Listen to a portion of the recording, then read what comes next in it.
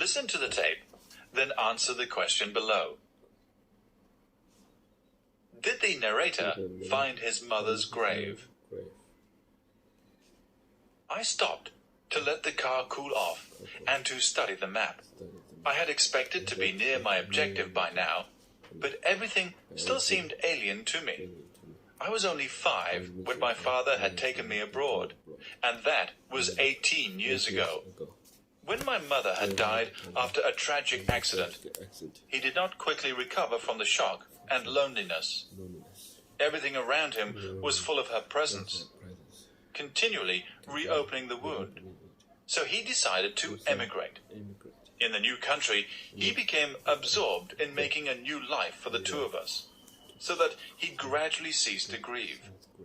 He did not marry again, and I was brought up without a woman's care. But I lacked for nothing, for he was both father and mother to me. He always meant to go back one day, but not to stay. His roots and mine had become too firmly embedded in the new land. But he wanted to see the old folk again, and to visit my mother's grave. He became mortally ill a few months before we had planned to go, and when he knew that he was dying, he made me promise to go on my own. I hired a car the day after landing and bought a comprehensive book of maps, which I found most helpful on the cross-country journey, but which I did not think I should need on the last stage. It was not that I actually remembered anything at all, but my father had described over and over again what we should see at every milestone after leaving the nearest town, so that I was positive I should recognize it as familiar territory. Well, I had been wrong, for I was now lost. I looked at the map and then at the mileometer.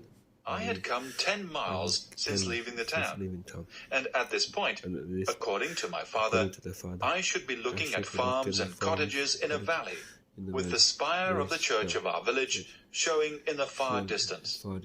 I could see no valley, no farms, no cottages, and no church spire, only a lake. I decided that I must have taken a wrong turning somewhere. So I drove back to the town and began to retrace the route, taking frequent glances at the map. I landed up at the same corner.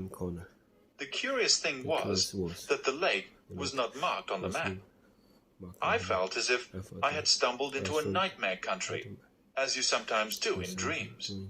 And as in a nightmare, there was nobody in sight to help me. Fortunately for me, as I was wondering what to do next, there appeared on the horizon a man on horseback, riding in my direction. I waited till he came near. Then I asked him the way to our old village. He said that there was now no village. I thought he must have misunderstood me, so I repeated its name. This time, he pointed to the lake. The village no longer existed because it had been submerged, and all the valley too. The lake was not a natural one, but a man-made reservoir.